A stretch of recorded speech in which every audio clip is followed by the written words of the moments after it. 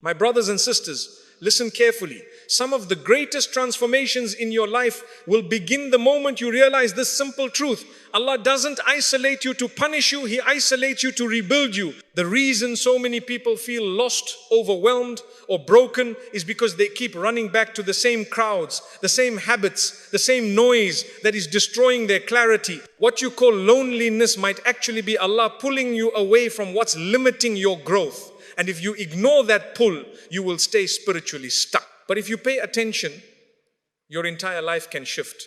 When Allah wants to elevate you, He separates you. This is something most people don't like hearing, but it's the truth. When Allah wants to guide your heart, strengthen your mind, or purify your soul, He removes the noise around you. He distances you from certain friendships, relationships, circles, and environments. Not because He wants you to suffer, but because He knows you will never grow while you're surrounded by the wrong influences or drowning in constant distraction. Look at the lives of the prophets.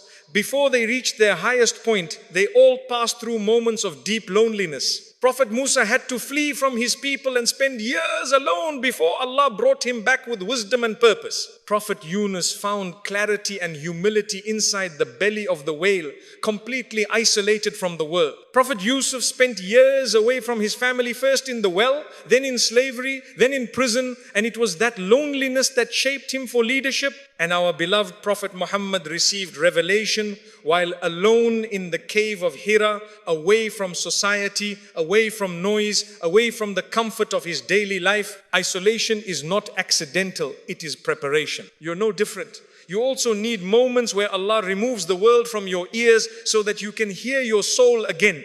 When you're constantly surrounded by people telling you what to do, who to be, how to live, how to think, you lose touch with who you actually are. You begin to live for approval, attention, and validation. And that destroys your connection with Allah faster than anything else. Sometimes the greatest mercy Allah gives you is silence, a pause, a distance, a moment where you're forced to sit with yourself and ask, where am I going? Who am I becoming? And where is Allah in my life? But what happens to most people? They panic. The moment friends stop calling, they feel rejected. The moment people pull away, they feel abandoned. The moment life slows down, they feel something is wrong. Yet the opposite might be true. Everything might finally be right. Because the loneliness you're feeling is not a punishment. It is Allah saying, you've relied too much on people, come back to me. Being surrounded is easy. Being alone takes courage. It requires emotional strength to sit with your own heart without distraction, to face your habits, your flaws, your wounds, your mistakes. Many people avoid solitude because they don't want to confront these truths. They would rather stay lost in company than found in silence. They would rather stay distracted than healed. But you cannot build a strong relationship with Allah until you disconnect from the world long enough to hear Him. When you're constantly running to people, you stop running to your Creator. You chase attention more than you chase guidance. You look for comfort in humans while ignoring the one who controls your destiny. This is why Allah separates you not to break you but to build you. Not to make you lonely but to make you spiritually awake. You're not being pushed away from people, you're being pulled toward Allah. And yes, it feels uncomfortable at first. You may wonder, why is no one understanding me? Why do I feel different? Why do I suddenly feel disconnected from people I used to enjoy being around? Because you're outgrowing them. Allah is shifting your environment so your heart can shift with it. Your soul knows when a season of your life has ended, even before your mind accepts it. Sometimes people are removed from your life because their presence is delaying your growth. Sometimes friendships fade because they were draining your spirituality. Sometimes relationships break because Allah heard conversations you didn't, saw intentions you couldn't, and protected you from what would have destroyed your peace. So instead of asking, why am I alone? Start asking, what is Allah trying to teach me through this? Because the truth is, you will never hear your soul until the world becomes quiet. And you will never understand Allah's plan until He removes the distractions blocking your vision. Some of your best decisions, your biggest changes, your greatest healing will come from moments where you had no one but Allah to talk to. And those moments aren't meant to make you bitter, they're meant to make you better. When you stop running from loneliness and start sitting with it, you discover things about yourself that you never saw before. You realize how much strength you actually have. You recognize how much Allah has protected you. You begin to appreciate the guidance you once ignored.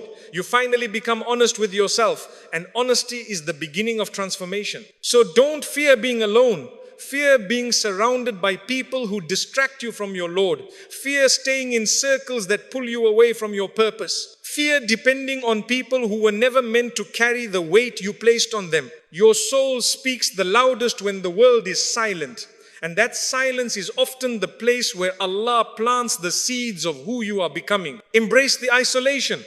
It's not the end of your story, it's the beginning of your elevation. Most people run away from solitude because they are terrified of meeting themselves. They fear the silence because silence doesn't lie. When the world goes quiet, your real thoughts rise to the surface. Your regrets appear. Your pain becomes louder. Your weaknesses show themselves. And for many, that is uncomfortable. So they keep themselves busy. They cling to people. They scroll endlessly. They drown themselves in entertainment. Why? Because if they stop, even for a moment, they'll have to face what they've been avoiding for years. But my brothers and sisters, if you don't face yourself, you don't grow. If you don't acknowledge your wounds, they don't heal. If you don't sit with your own heart, you will never understand what is truly missing in your life. Solitude is not scary, it is necessary.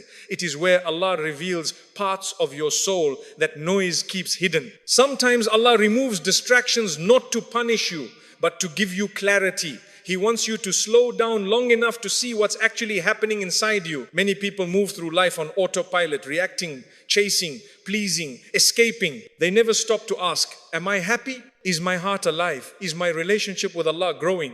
Are my choices taking me closer to Jannah or further away? You cannot ask these questions while you're busy drowning in the world. When you're alone, you begin to notice patterns. You realize that certain habits are harming you, certain people are draining you, certain environments are darkening your heart. You discover that your attachment to people is stronger than your attachment to Allah. And that realization is uncomfortable, but it's also the beginning of your transformation. One moment of honest silence with yourself is worth more than a lifetime of fake happiness. You see, most people hide from solitude because they don't want to take responsibility. It's easier to blame others, to blame circumstances, to blame life. It's much harder to look in the mirror and say, I need to change. I need to do better. I need to fix my heart. But Allah loves those who are honest with themselves. Allah loves those who are humble enough to say, Ya Allah, I am struggling, help me grow. And that kind of humility is born in solitude, not in crowds. When you're alone, you reflect. You think about your past. You think about the mistakes you made. You think about the times you disobeyed Allah. You think about the opportunities you wasted. And at first, that reflection feels heavy. But slowly, it turns into repentance. It turns into awareness. It turns into a more mature version of you. This is why the heart softens in solitude. Away from the expectations of people, you finally get to be honest with yourself, and you discover that the one you truly need is Allah, not the world. People avoid solitude because it exposes their emotional dependency. They feel empty when they're alone, and they assume the solution is to bring more people into their life. But the truth is, your heart is empty because your connection with Allah is weak. No number of friends or relationships can fill a void that was meant to be filled by your Creator. The emptiness you feel is not loneliness, it's distance from Allah. And Allah uses solitude to close that distance. When you sit alone and your heart starts whispering, I need Allah, that is one of the greatest blessings you can ever receive, because that whisper will eventually turn into a dua. And that dua will turn into guidance. And that guidance will turn into a new version of you. Some people never discover who they truly are because they never sit with themselves long enough to hear their soul. They mask their sadness with laughter, their fear with distraction, their trauma with busyness. But emotional wounds don't disappear just because you ignore them. They stay, they shape your decisions, they affect your relationships, they influence your behavior. Solitude brings those hidden wounds to the surface so you can finally address them. It forces you to ask hard questions. Why am I anxious? Why do I feel empty? Why do I fear being alone? Why do I rely so heavily on people? What am I running from? And the answer to most of these questions is simple.